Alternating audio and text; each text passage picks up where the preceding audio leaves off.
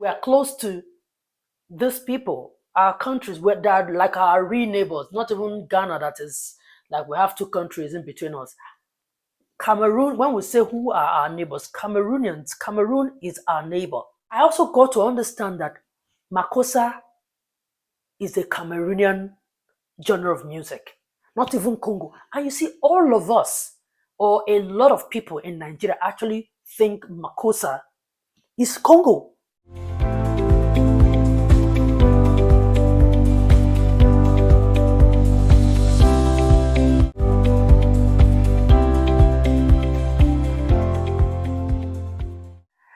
I want to talk about Nigeria and Cameroon. Yes. You see, Cameroon is a very beautiful country. I've been opportune to be there. I went there, that was, I think, 2013, 14. Yes. And it was an experience for me because we actually went through Calabar. So we went by sea. It was like roughly 8 hours journey by sea. So me and some of my colleagues then, we uh, we were on leave at work, so we planned this trip and we went by sea. So we got to Calabar and we stopped, I think, in Limbe. From Limbe, um, we went to Douala. We also went to Yaoundé. Yes, so it was an experience for me. But a lot of things was like a culture shock for me. Before then, I didn't know that we have part of Cameroon that speaks English. I'm not going to lie, but this was as far back as almost like um, 10, 15 years ago or so. I didn't know that they have a part of Cameroon that speaks English. So when we got there, I was like, okay. It was when I got there, I discovered that Cameroon is like a bilingual country. Now, though the French part is, more than the English speaking part, I think the English speaking part is Northwest region and the Southwest or something. So, yeah, they have, so, but they are smaller, right, compared to the French speaking side. So, I think that's happened to be the part that was part of Nigeria before. It was when I discovered this, I started reading and I discovered that, these are the parts that were part of Nigeria before, they went to the Cameroonian side. I think there was even like a Miss Nigeria. The only one foreign Miss Nigeria Nigeria had at some point. There was a Miss Nigerian that came from um, that part of Cameroon. Then she could contest for Miss Nigeria because then that was the time that they were part of Nigeria. So when they went to the Cameroonian side. Her side happened to be that happened to the part that went to Cameroon. To date, she's regarded as the only foreigner that was you know that had that title, Miss Nigeria. Anyway, that's by the way. So what I'm trying to say is we have so much in common, and I noticed that our movies when you get there is like you're even in Nigeria. They are more like Calabar people, right? They are closer to the way if they're speaking they have this Calabar intonation that when they are speaking, you think they are Calabar people, right? What fascinated me more is the fact that I didn't know that at that time, so that they don't tell me that ignorance. No, at that time I didn't know, so it was like a culture shock for me. Like, oh, these people speak English, yeah. But if they have that large, my point is, we bother those people so much. How come we don't know much about them like that in terms of what they do, entertainment? Because in our heads, they are French people. In our head, they are central. Yes, Cameroon is in Central Africa, right? But we don't know that. I didn't know that we are that close in terms of they even have a part that speaks English. So then I ask, what do they do? What are the things that they do that stands out for them, that makes up that we can identify them with? What are the things that we can say, okay, this is from Cameroon, the English speaking part? Because it's like the French side that swallowed them. And they are like A huge number. They they they they are like a huge number from what I gathered. So I'm like, how come we don't they don't stand out on their own? Like they are hiding. I don't know if that makes sense.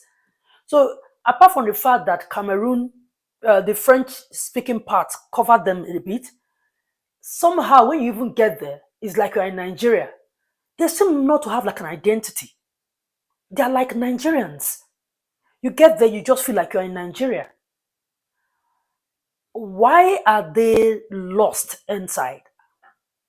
I think that's the side that they call they are Ambazonia or something, that they have this kind of little Ambazonian shit going on there. I don't know what that is. Okay. I know Kosi. I know a musician called Kosi from Cameroon, and that is after I've gone to do my research. I know an actress called that's because I saw the actress in on Omonobuli's movie. I think her name is Stephanie Toom, right?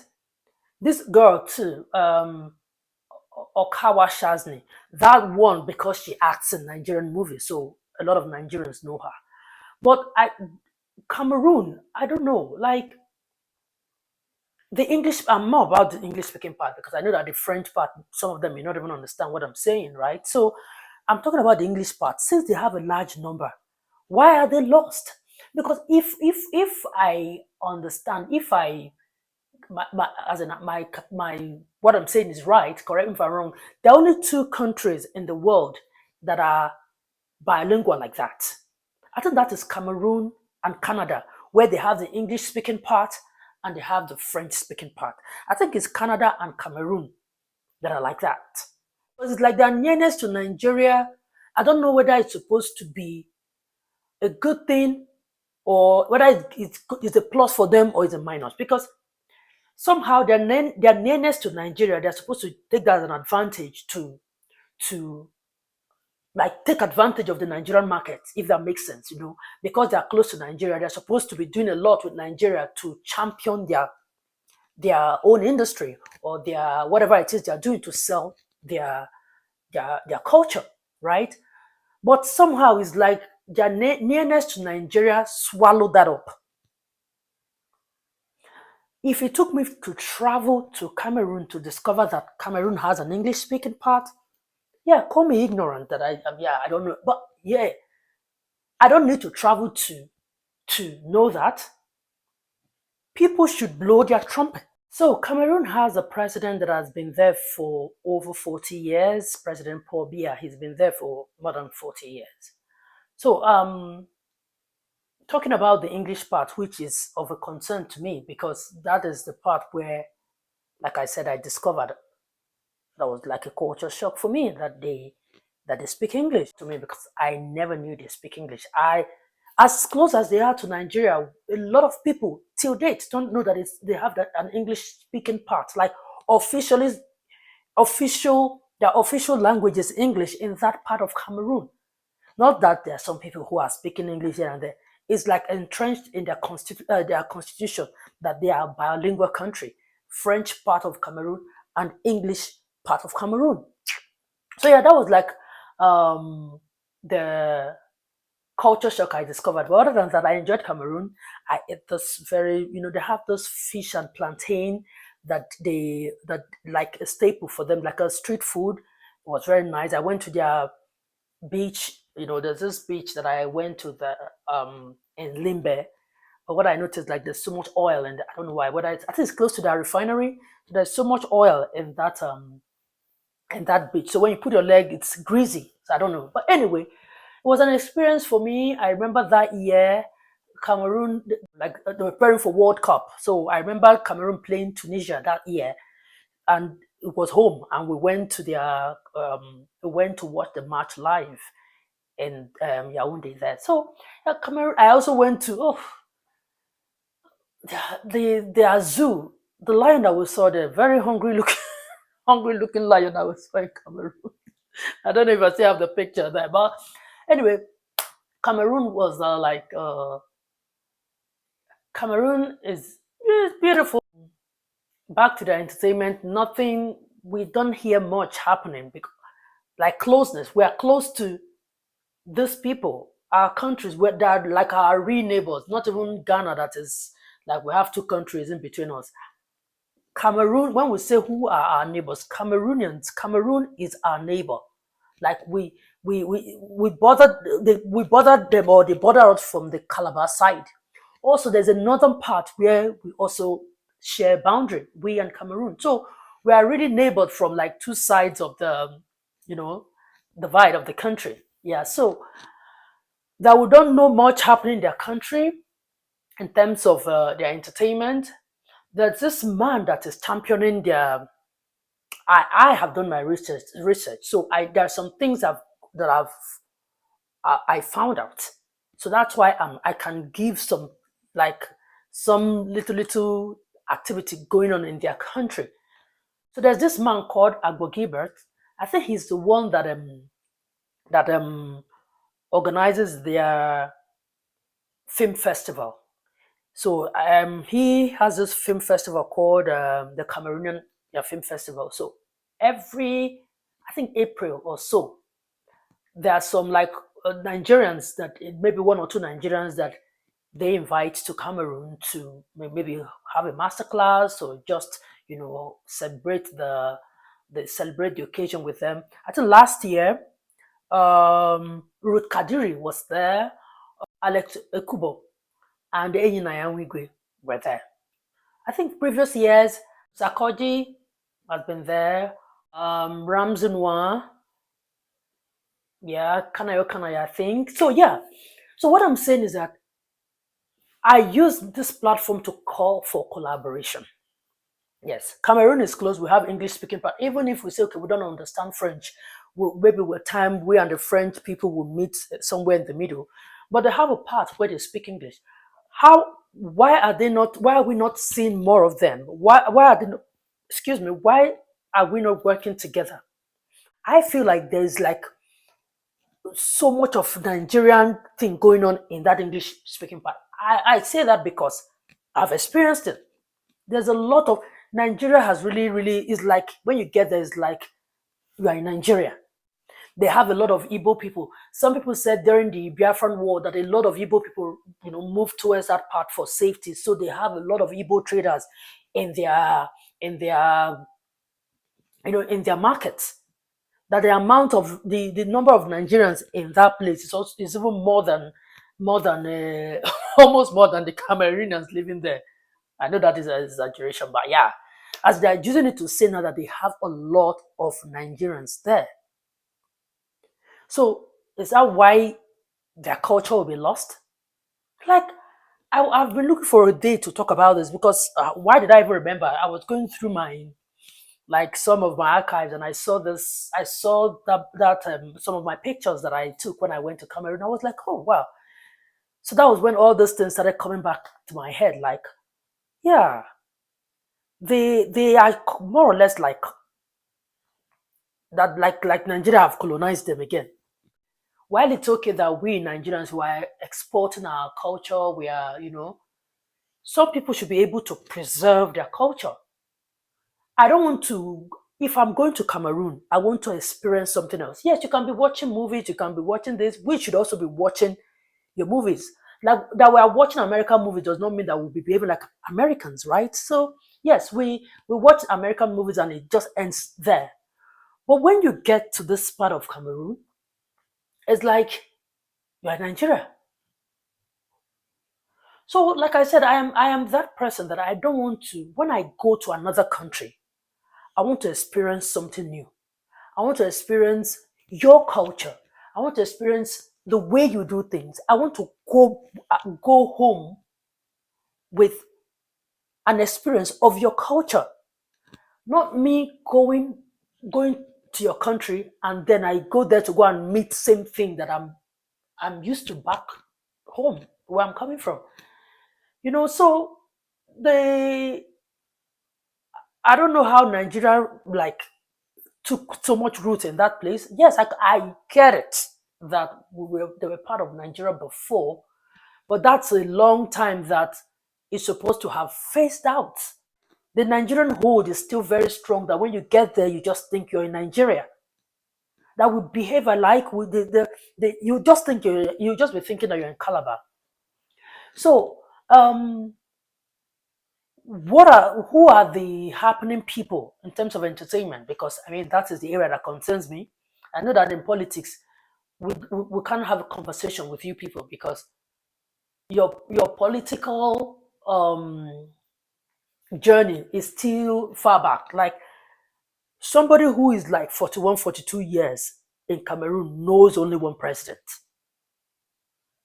Like you know only one president. So that is not a conversation we want to have. But one person ruling a country for almost more than 40 years, and the president is now so old, I'm sure that president should be approaching 100. Pobia should be approaching 100 or at least, let me not exaggerate, at least more than 90. But you see, let's work more. Let's see what you have to offer. Let's sell your culture, sell what it is. I know that there are places like Bamenda, there is Bamenda. It's like Bamenda is like the main place from from that part of Cameroon, that English part. Bamenda, is it Bakweri or something? Boya, I know stuff. I know stuff about Cameroon, but yeah, all I'm just saying with this video is that let's see more of Cameroon. This 2025, let's know more. Let's. I don't want to hear the music from Cameroon, and I'm thinking that that person is Nigerian, because somehow a lot of the like when you see when you listen to the music, you're like, okay, is this Nigerian singing like Nigerian? Okay, okay. So your culture, like I said, is lost in between. The whole idea of countries having their entertainment is to promote their culture, is to promote their heritage, their identity.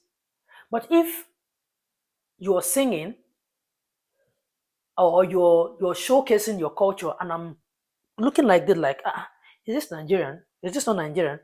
Then the aim is defeated. That means you've not done your work properly.